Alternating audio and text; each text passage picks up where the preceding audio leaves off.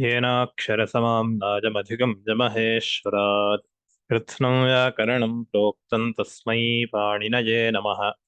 येन धौता गिरः पुंसां विमलैः शब्दवारिभिः तमश्चाज्ञानजं भिन्नं तस्मै पाणिनये नमः। अज्ञानान्धस्य लोकस्य ज्ञानाञ्जनशलाकया चक्षुरुन्मीलितं येन तस्मै पाणिनये नमः। वाक्यकारं वररुचिं भाष्यकारं पतञ्जलिं पाणिनिं सूत्रकारं च प्रणतोऽस्मि मुनित्रयम्। First will रिवैज। अष्टमाध्याये तृतीयः पादः। Those who would like to recite, kindly raise your hand. Arun Kumar Mohdaya. Ram Ram Ram श्रूयते वा? आं महोदय श्रूयते। पूर्णं कण्ठस्थीकृतं वा? आं महोदय आम्। अस्तु, प्रारभ्यतां मध्यं पृच्छामि। आम्। अथ पाणिनीयसूत्रपाठे अष्टमाध्याये तृतीयः पादः। मतवसोरुसम्बुद्धौ छन्दसि अत्रानुनासिकः पूर्वस्य तु वा आतोटि नित्यम् अनुनासिकात् परोऽनुस्वारः समसुटि पुमः कैयं परे नश्चव्यप्रशान् उभयथर्क्षु दीर्घादटि समानपादे नृण्पे स्वतवान् पायौ कानां रेडिते मोनुस्वारः मोनुस्वारः नश्चाः पदान्तस्य झलि पुनः मोरादि पुनः मोनुस्वारः अनन्तरं मोनुस्वारः नश्चाः पदान्तस्य झलि मोरादि नश्चापदान्तस्य, there is no visarga there. Okay नश्चापदान्तस्य नश्चापदान्तस्य झलि मोराजिसमह्वौ हेम परे वा न परे नः नो कुक्टुक्षरि डस्सि धुटे नश्च शितुक् नमो ह्रस्वात च गमुन्नित्यं मयमुञो वो वाशरि वा शरि कुपो हपौ च सोपदादौ पुनः इनशः कुप्पो कुप्पो कफौ च सोपदादौ इनशः नमस्फुरसोर्गत्योः पदे इदुपदस्य च महोदय पदे नाट् गेटिङ्ग् शिरसि पदे अधशिरसि पदे कस्कादिषु च छन्दसि वा कस्कादिषु एकं क्षणम्। अधशिरसि पदे कस्कादिषु च छन्दसि वा प्राम्रेडितयोः कः करति कृति प्रश्नम्। कृदेष्वनदितेः पञ्चम्याः परावध्यर्थे पातौ च बहुलं षष्ठ्याः पतिपुत्रपृष्ठ पारपदपयस्पोषेषु इडाया वा स्यन्दते आम् स्यन्दतेरनिष्ठायाम् पूर्वं सूत्रं वेस्यन्दतेरनिष्ठायां परेश्च that is वेस्कन्देः अया स्यन्दते स्यन्दतेरप्राणिषु विल्कम् न आम् अणुविपद्य विनिभ्य स्यन्दतेरप्राणिषु वेस्कन्देरनिष्ठायां परेश्च परिस्कन्दः प्राच्य भरतेषु स्फुरति स्फुलत्यो निर्निविभ्यः वेस्कभ्नाते नित्यम् इनशीध्वं लुङ्लिटान् धोङ्गात् विभाषेटः समास महोदय स्थिरः युधिभ्यां स्थिरः आम् गवियुधिभ्यां स्थिरः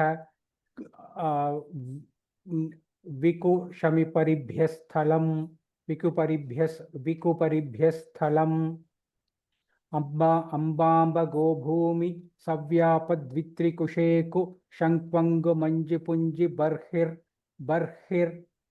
परमे बर्हिर्दिव्यग्निभ्यस्तः सुषामादिषु च पृतनर्ताभ्याम्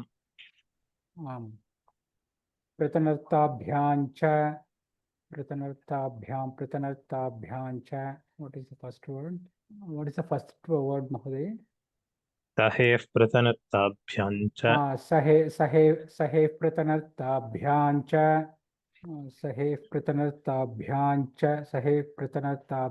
च what is the previous sutra तनोते रनः सनोतेर प्रथमताभ्यां सनोतेरणः स्तुयः सनोतेरणः सुयः सहेः प्रतनर्ताभ्यां च सहेः प्रतनर्ताभ्यां च नरपरस्पृशि स्पृहि सवनादीनां then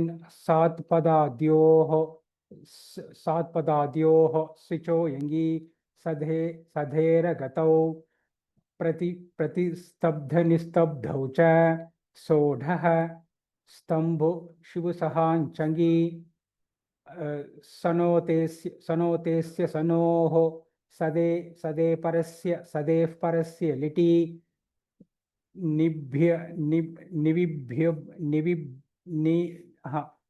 what निबिभ्योड न्यभिभ्योड निभ्यभिभ्यो निभ्यभिभ्योड व्यवायेवा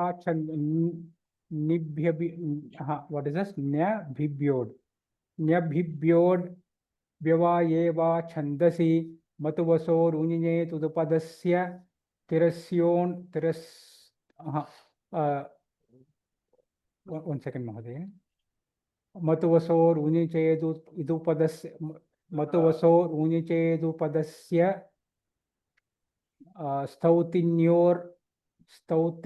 स्तौतिन्योर् ह्रस्वातादावेकोनविंशतिः इति पाणिनीयसूत्रपाठे अष्टमाध्याये तृतीयः पादः। सम्यक् उक्तम्। धन्यवादः। श्रीविद्या।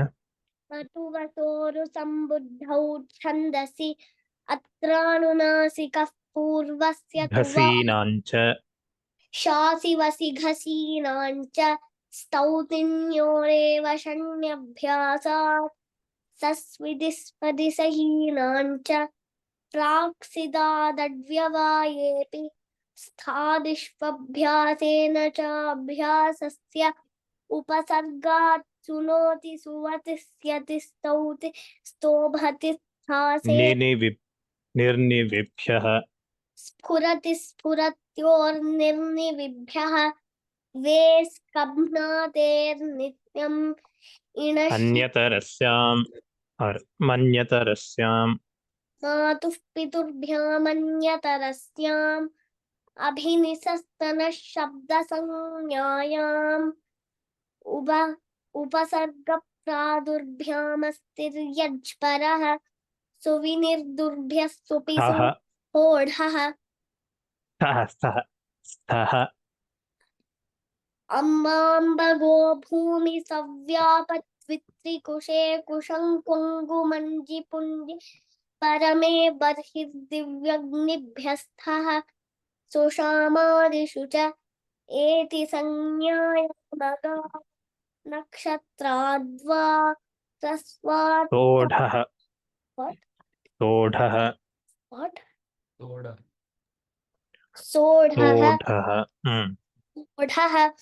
स्तम्भुसिबुसहाञ्चङि सुनोतेस्य सनो सदेस्परस्य लिटि निव्यभिव्योड्व्यवायेवाच्छन्दसि मतुवसोरुञ्चेदुपदस्य स्तौतिन्योर् 90 सूत्रं प्रतिष्णातं कपिष्ठलो गोत्रे 78 इनश्रीध्वल्लुङ्लिटान् धोङ्गात् विभाषेटः समासेऽङ्गुले सङ्गः धीरोस्थानम्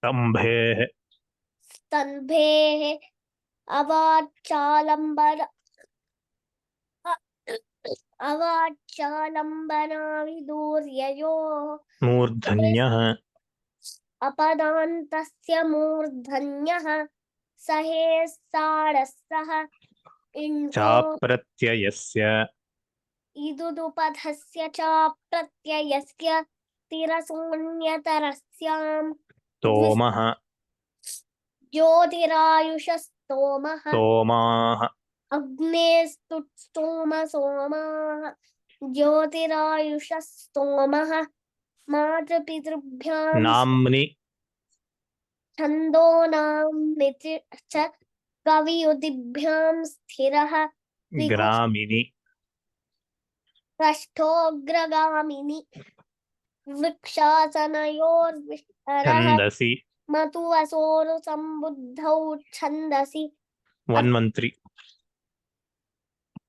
सेधतेर्गतौ प्रतिस्तब्धनिस्तब्धौ च सोढ स्थलं विकुशमि परिभ्य स्थलम् अम्बाम्बगो भूमि सव्या तनः अगेन तनः तनश् अभिनिसस्तनः शब्द संज्ञायाम् अस्तु सम्यक् सम्यक् उक्तं धन्यवादाः वेल् प्राक्टिस् नेक्स्ट् सन्दालपद्मावती भगिनी अहं पठामि अस्तु कण्ठस्थीकरणं भवति अस्तु पठतु चिन्ता नास्ति अथ पाणिनीयसूत्रपाठे अष्टमाध्याये तृतीयः पादः मतुवसोरुसम्बुद्धौ छन्दसि अत्रानुनासिकः पूर्वस्य तु वा आतोटि नित्यम् अनुनासिकात् परोनुस्वारः समसुटि पुमः कय्यं परे नश्च व्यप्रशान् उभयतर्क्षु तु दीर्घादटि समान पादे नृन् पे स्वतवान् पायो कानाम्रेडिते रोडे लोपः रोरि भो भगो अगो अपूर्वस्य योषि व्योर्लघु प्रयत्नतर शाकटायनस्य लोपः शाकल्यस्य ओतो गार्ग्यस्य ऊच पदे हलि सर्वेषां मोनुस्वारः नश्चापदान्तस्य झलि अलं भगिनी अलम् धन्यवादाः हेमावती शङ्कर भगिनी धन्यवादः ऊच पदे हलि सर्वेषां मोनुस्वारः नश्चापदान्तस्य झलि मोराजिसमः क्वौ हेमपरे वा न परे नः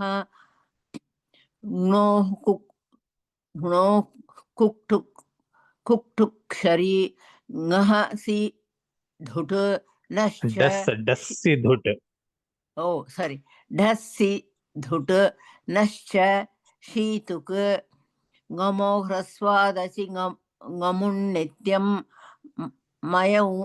मयऊयो वो वा विसर्जनीयस्य सः शर्परे विसर्जनीयः वा शरी कुप्वोः कफ् पौच सोपदादौ इणः शः नमस्पुरसोर्गत्योः इदुपदस्य चाप्रत्ययस्य तिरसोऽन्यतरस्य There are two इदुदुपधस्य चाप्रत्ययस्य तिरसोऽन्यतरस्यां धन्यवादः महोदय नेक्स्ट सोनिया भगिनी राम राम राम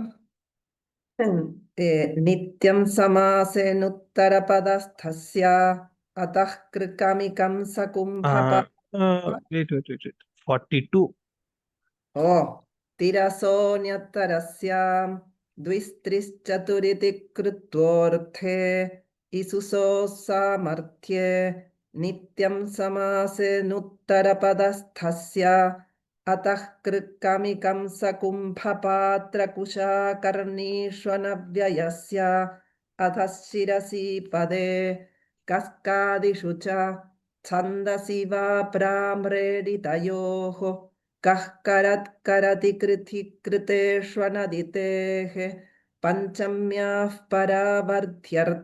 परावर्थ्यर्थे पातौ च बहुलम् षष्ठ्याः पतिपुत्रपृष्ठपारपदपयस्पोषेषु इडायावा अपदान्तस्य मूर्धन्यः सहे षड्सः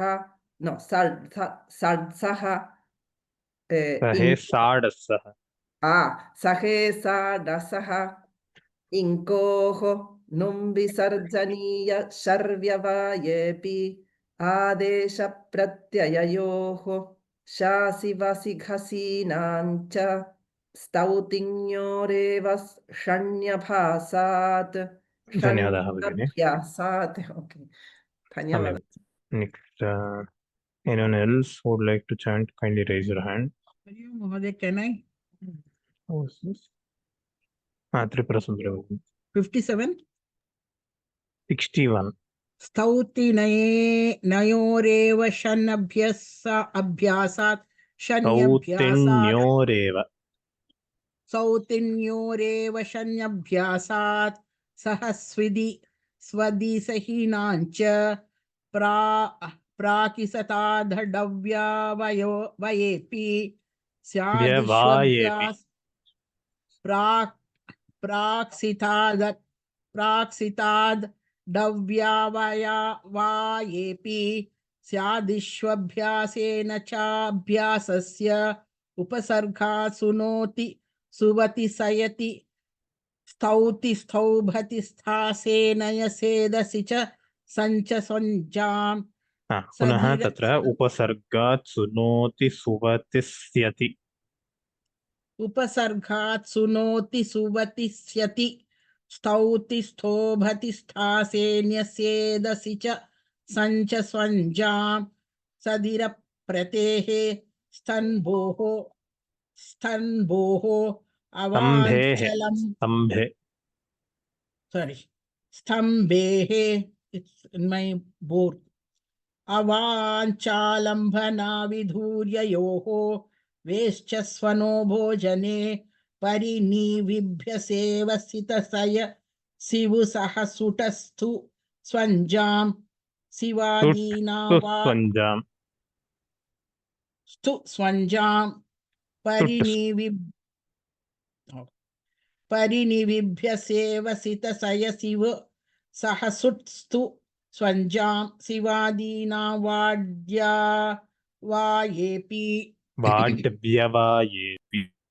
वाड्व्यवायेऽपि शिवादीना वाड्व्यवायेऽपि अनिविपर्याभिनिभ्यस्तन्देरप्राणिषु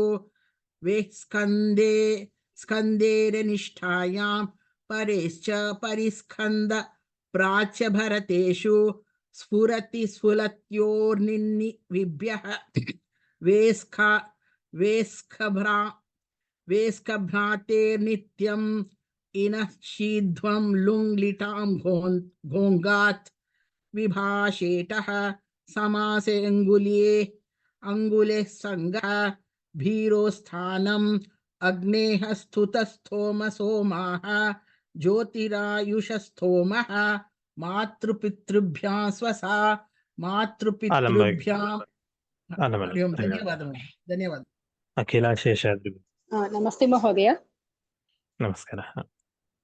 भीरोस्थानम् अग्ने स्तुतस्तोम सोमाः ज्योतिरायुषस्तोमः मातृपितृभ्यां स्वसा मातुः पितुर्भ्यामन्यतरस्याम् अभिनिसस्तनशब्दसंज्ञायाम् उपसर्गप्रादुर्भ्यामस्तिर्यच्परः सुविनिर्दुर्भ्यः सुपिसूति समाः निनदीभ्यां स्नातेः कौशले सूत्रं प्रतिष्णातं कपिष्ठलो गोत्रे षष्ठोऽग्रगामिनि वृक्षासनयोर्विष्टरः छन्दो नाम्नि च गवियुधिभ्यां स्थिरः विकुशमि परिभ्यस्थलम् अम्बाम्बगो भूमि सव्यापद्वित्रिकुशे कुशङ्क्वङ्गुमञ्जिपुञ्जि परमे बर्हिर्दिव्यग्निभ्यस्थः सुषामादिषु च एति संज्ञायामगात्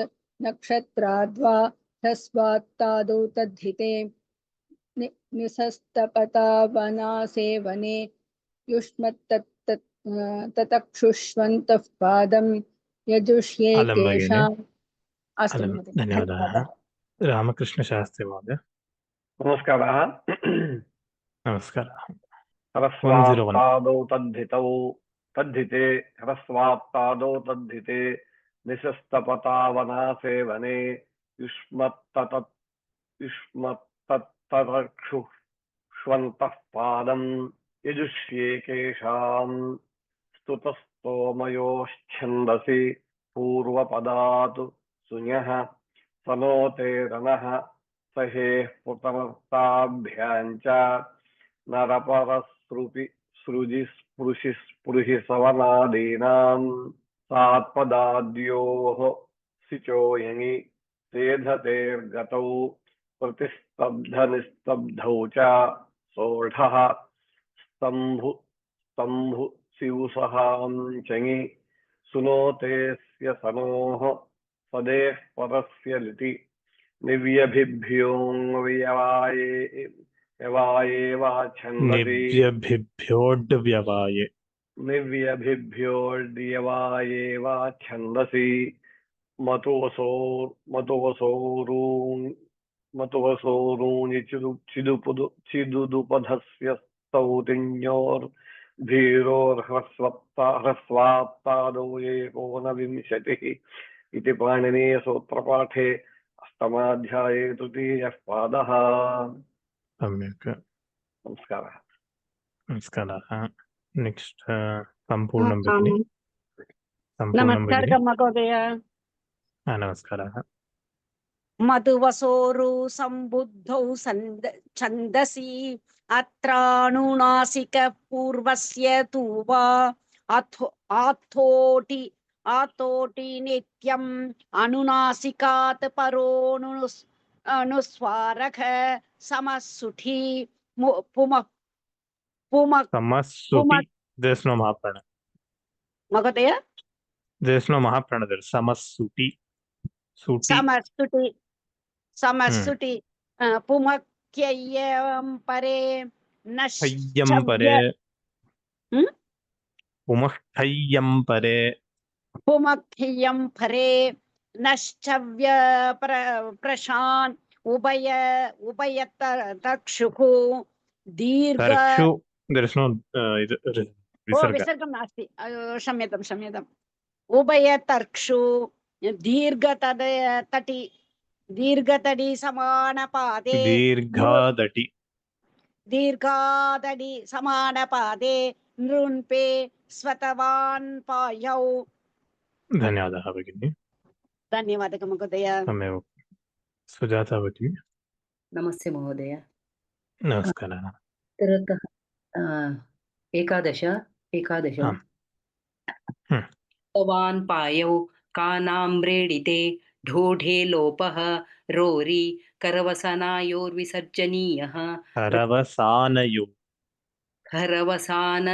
खरवसानयोर्विसर्जनीयः रोस्सुपि भो भगो अघो अपूर्वस्य योषि व्योर्लघुप्रयत्नतरः शाकटायनस्य लोपशाकल्यस्य ओतोघार्घ्यस्य उञ्च पदे हलि सर्वेषां मोनुस्वारः नश्चापदान्तस्य झलि मोराजिसमख्वौ हेमपरे वा न परे नः नो कुक्टुक्षरी ढस्सि धुट् नश्च शीतुक् ngamo रस्वादचि ngमुन्नित्यं मय उयो वो वा विसर्जनीयस्य सह शर्परे विसर्जनीयः वाशरी कुप्वोः कप्पौ च सोपदादौ इणश्यः नमस्पुरसोर्गत्योः इदुदुपदस्य च प्रत्ययस्य तिरसोऽन्यतरस्यां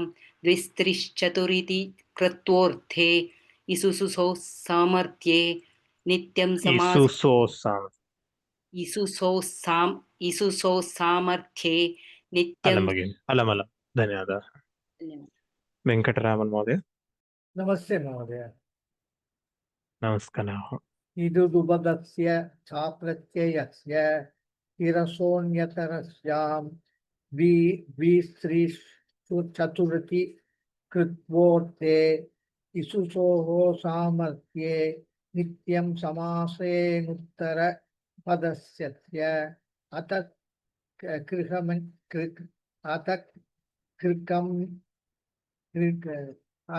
कृकमिकं सुत्वं पात्र उषाकर्मी वनस्यत्य अधः शिरसि पदे तत्कादिषु च छन्दसि छन्दसि वाप्रामेरितयोः कः करति कृति कृतेष्वनदितेः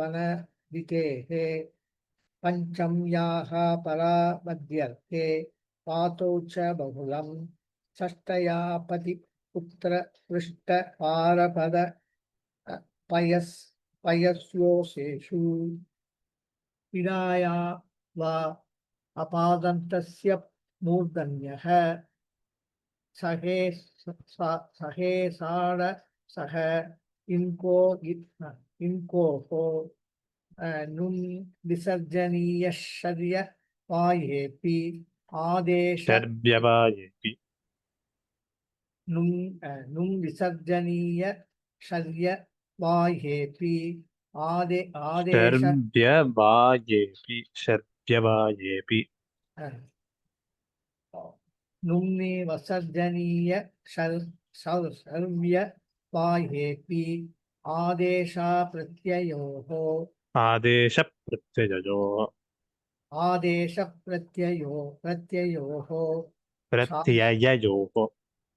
आदेश प्रत्ययोः शासी वसी गसीनां च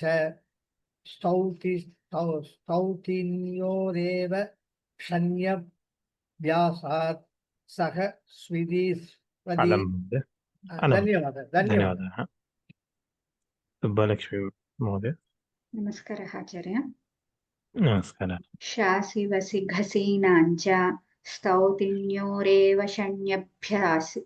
शण्यभ्यासात् सस्विदिस्वदि सहीनाञ्च प्राक्स्थितादड्व्यवायेऽपि स्तादिष्वभ्यासेन चाभ्यासस्य उपसर्गात् सुनोति सुवतिष्यति स्तौति स्तोभति स्था सेनय सेधसि च संजस्वञ्जाम् सदिरप्रतेः स्तम्भेः अवाच्चालम्बना विदूर्ययोः वेश्चस्वनो भोजने परिनिविभ्यस्सेवसितसयसिवु सह स्तु स्वञ्जाम् शिवादीनां वाड्व्यवायेऽपि अनुविपर्यभिनिभ्यः स्यन्दतेरप्राणिषु वेस्कन्देरनिष्ठायां परेश्च परिस्कन्धः प्राच्य भरतेषु स्फुरति स्फुलत्योर्निर्निर्विभ्यः निविभ्यः स्फुरति स्फुलत्योर्निर्निर्विभ्यः स्फुलत्योर्निर्निविभ्यः अस्तु महोदय स्फुरति स्फुलत्योर्निर्निविभ्यः अस्तु वेस्खब्नातेर्नित्यम् इणशीध्वलुङ्गिलटां धोङ्गात् लुङ्लिटाम् इणशीध्वलुङ्लिटां धोङ्गात् विभाषेटः समासेङ्गुले सङ्गः भीरोस्थानम् धन्यवादः आचार्य नेक्स्ट अनुराधा भगिनी नमस्कार आचार्य भीरोस्थानम् अग्नेः स्तोम सोमाः ज्योतिरायुषः स्तोमः मातृपितृभ्यां स्वसा मातुः पितुर्भ्यामन्यतरस्याम् स्तनः शब्दसज्ञायाम् उपसर्ग प्रादुर्भ्यां सज्ञायाम् there's no संज्ञायाम् उपसर्ग प्रादुर्भ्यामस्तिर्यच्च परः सुविनिर्दुर्भ्य सुपिसूति समाः नीनदिभ्यां स्नातेः कौशले सूत्रं प्रतिष्णातं कपिष्टलो गोत्रे पृष्ठोग्रगामिनी वृक्षासनेर्योर्विष्टरः छन्दो नाम्नि च वृक्षासनयोर्विष्टरः वृक्षासनयोर्विष्टरः छन्दो नाम्नि च गवियुधिभ्यां स्थिरः विकुशमिपरिभ्यः स्थलम् अम्बाम्बगो भूमि सव्याप्य द्वित्रिकुशेकु शङ्क्वङ्गु मञ्जि पुञ्जि परमे बर्हि दिव्यग्निभ्यः स्तः सुषामादिषु च एति सज्ञायामगात्. That gna, my ucharanam is something different. there's no first of all there's no ja sanjnayam nya sanjnayam. Eti sanjnayam. There is no ga sanjnya nya. The tip of the penultimate part of your tongue should touch the palate.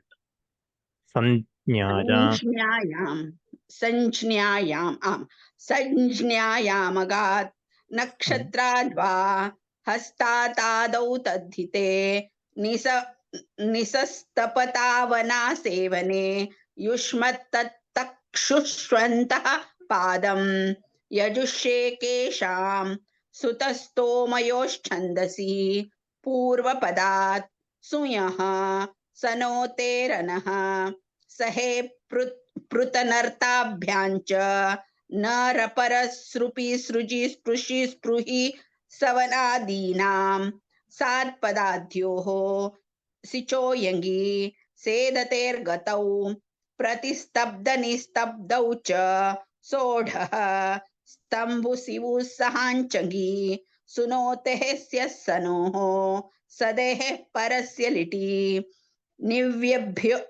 निव्यभिभ्योऽङ्ग निव्यभिभ्योड् व्यवाय निव्यभिभ्योडव्यवाये वा छन्दसि मतुवसो रुहि च इदुदुपदस्य स्तोतिव्योर्भिरोरस्वात्तादौ एकोनविंशति इति पाणिनीयसूत्रपाठे अष्टमाध्याये तृतीयः पादः. नमस्कार आचार्य. धन्यवादः. अहं वदामि महोदय. इदानीं पाठस्य प्रसङ्गः अग्रिमकक्षायां पृच्छामि. अस्तु महोदय. स्नेहा भगिनी अस्ति वा? स्नेहा अस्मि महोदय. अथ पाणिनीयसूत्रपाठे अष्टमाध्याये चतुर्थः पादः. अथ पाणिनीयसूत्रपाठे अष्टमाध्याये चतुर्थः पादः. अथ पाणिनीयसूत्रपाठे अष्टमाध्याये चतुर्थः पादः. रसाभ्यां नोणः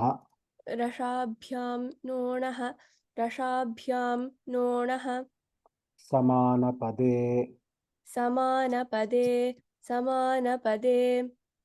अट्कुप्वाङ् नुं व्यवायेपि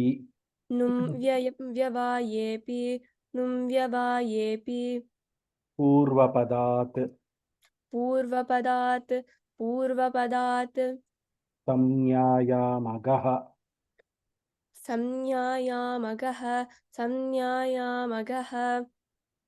वनं पुरगा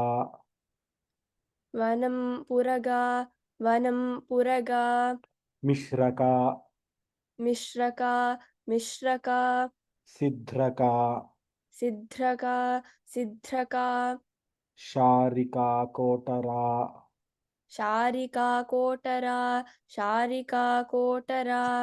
अग्रेभ्यः प्रणिरन्तः शरेक्षुप्लक्ष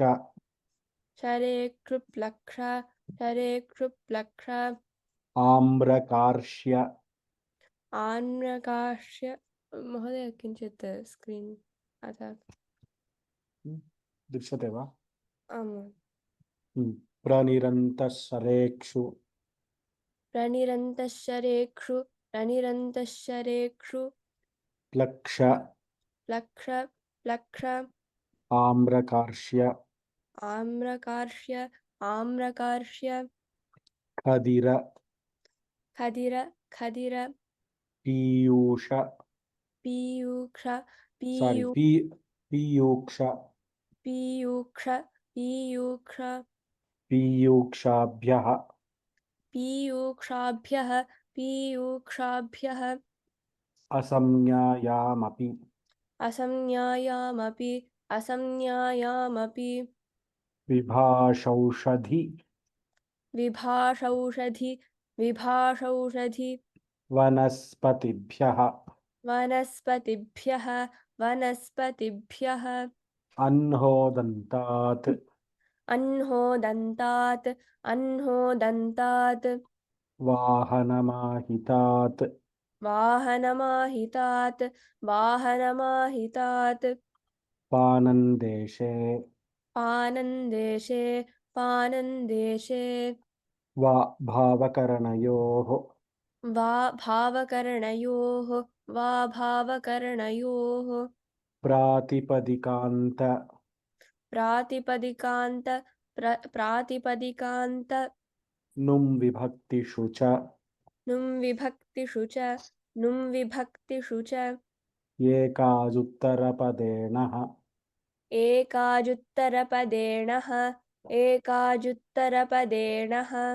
कुमति च उपसर्गात् असमासेऽपि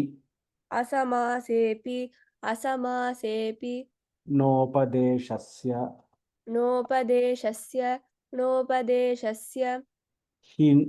हिनुमीना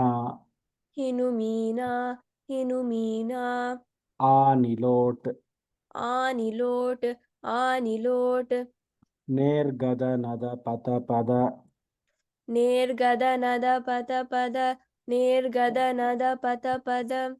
घुमास्यति हन्ति याति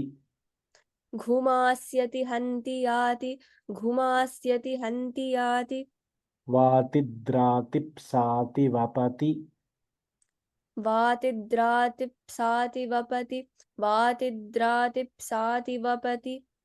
वहति शाम्यति चिनोति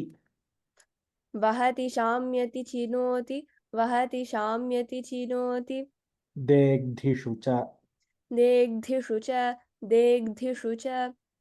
शेषे विभाषा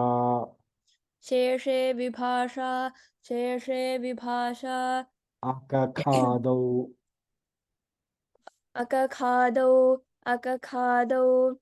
अशान्ते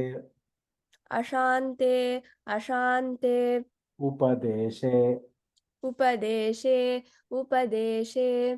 अनितेः अन्तः उभौ साभ्यासस्य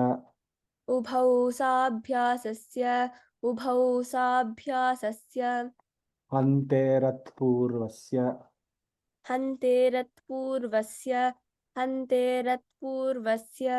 वमोर्वा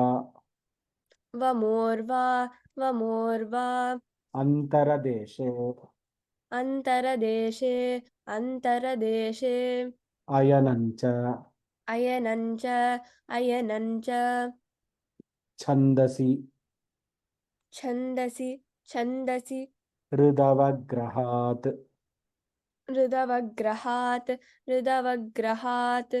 नश्च धातुस्थ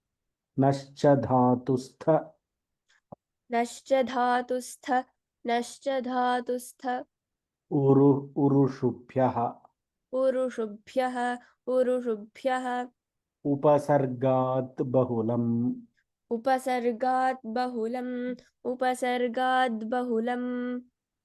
कृत्यचः नेर्विभाषा हलश्चेजुपधात्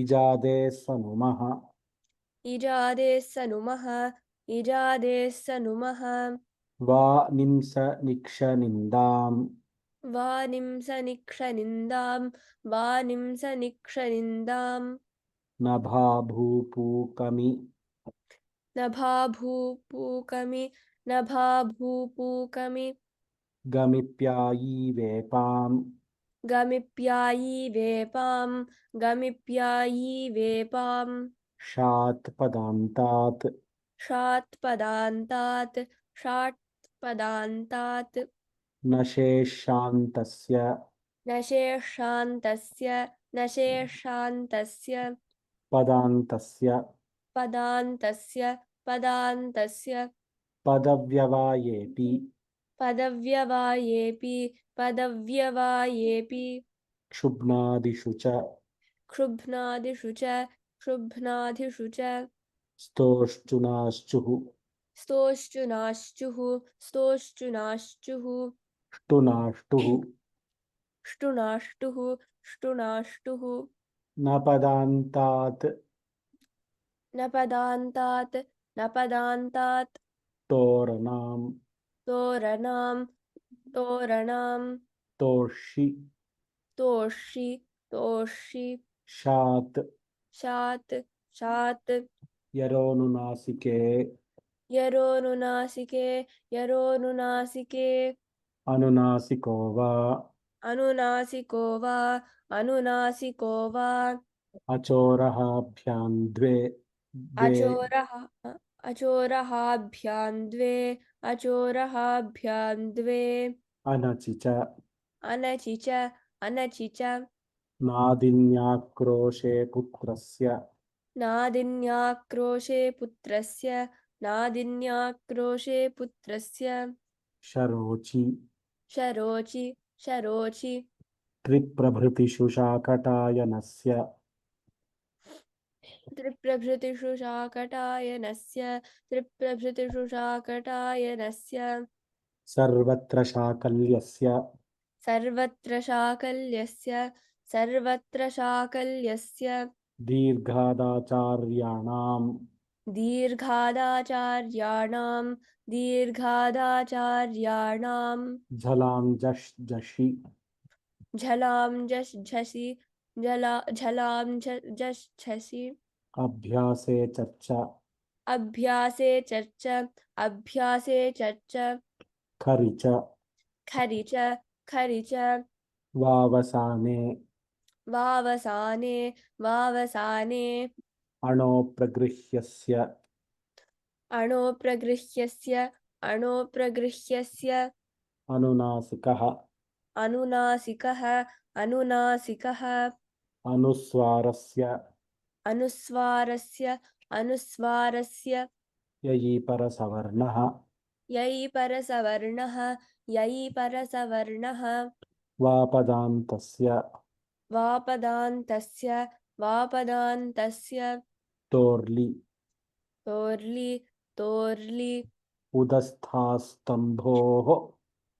उदस्थास्तम्भोः उदस्थास्तम्भोः पूर्वस्य पूर्वस्य पूर्वस्य झयोः झयोः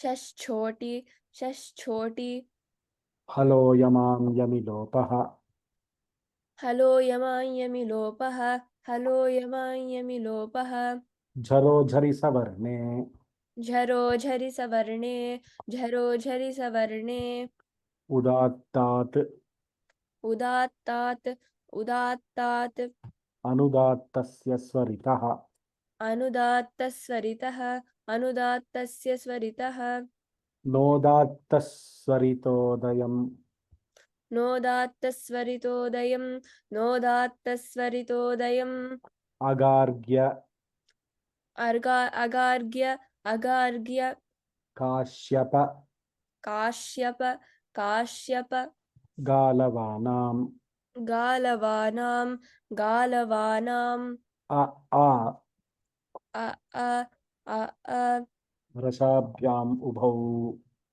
रसाभ्यामुभौ रसाभ्यामुभौ ष्टुनाष्टुरुदस्ताः ष्टुनाष्टुरुदस्थाः ष्टुनाष्टुरुदस्थाः उदस्था अष्टौ उदस्था अष्टौ उदस्था अष्टौ इति पाणिनीयसूत्रपाठे इति पाणिनीयसूत्रपाठे अष्टमाध्याये चतुर्थः पादः अष्टमाध्याये चतुर्थः पादः अष्टमाध्याये चतुर्थः पादः वेरि गुड धन्यवादाः सो अमोघ इतोपि अष्टौ निमेषाः सन्ति ततः पूर्वम् वयं किञ्चित् वदामः so we are completed 2 classes of 8-4 we will be doing 2 more classes which means August 5th we will be completing the first lessons of 8-4 then we will have 4 more classes of practice that is 7 12 14 19 so the last class will be on 21st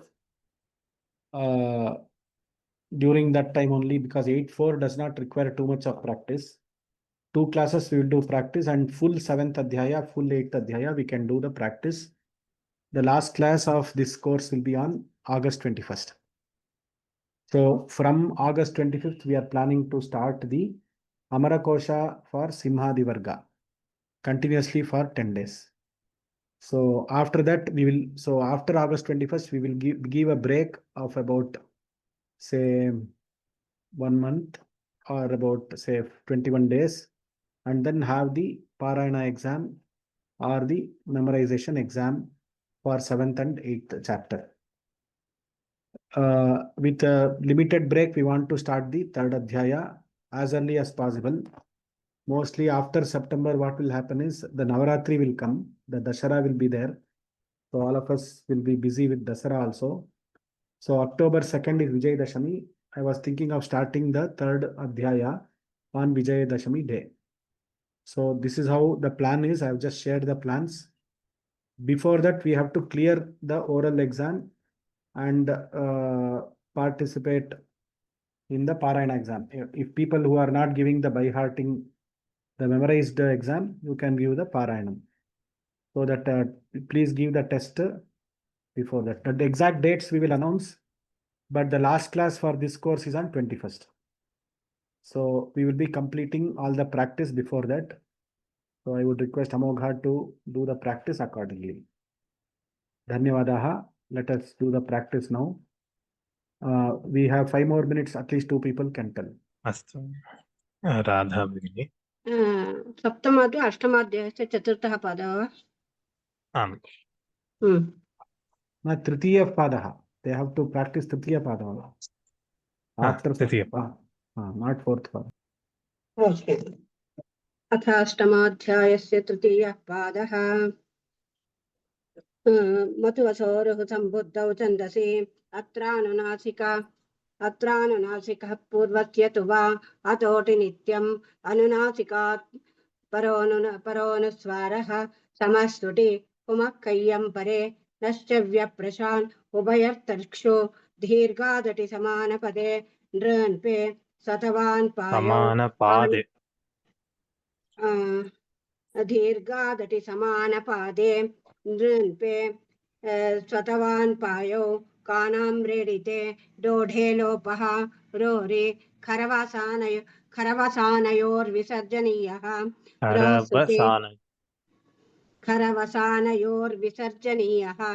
रोः सुपि भो भगो घो पूर्वस्य योषि व्योर्लघु प्रयत्नतरः शाकटायनस्य लोपः शाकल्यस्य ओतो गार्ग्यस्य वीचपदे हलि सर्वेषां मोनुस्वारः नश्चापदान्तस्य झलि मोरादिसमः धन्यवादः महोदय. Sampurnam Bhagini, you recited, right? If you have recited, kindly lower your hand. Anyone else who would like to chant, kindly raise your hand. Anyone else who would like to chant?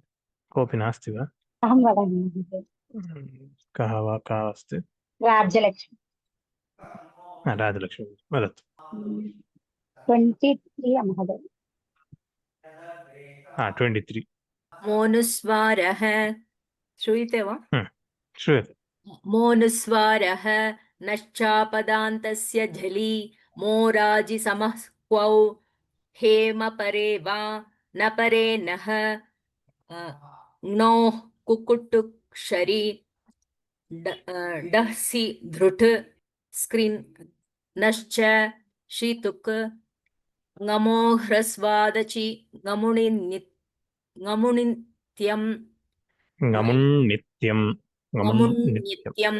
ngamunityam maya unyo vo va visarjaniyasya sah sharpare visarjaniyah vashari krupvo kapaucha sopadadau कुप्पोः कः पौच कुप्वोः kapauch कः पौच कः पौच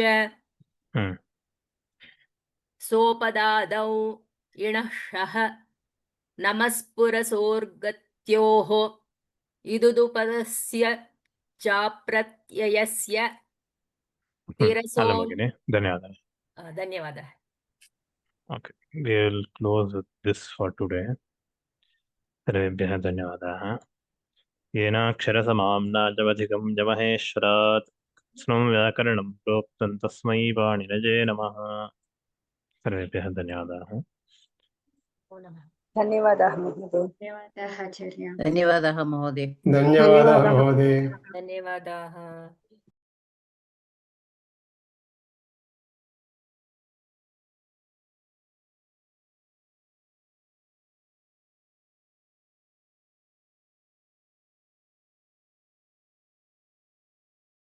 धन्यवादः.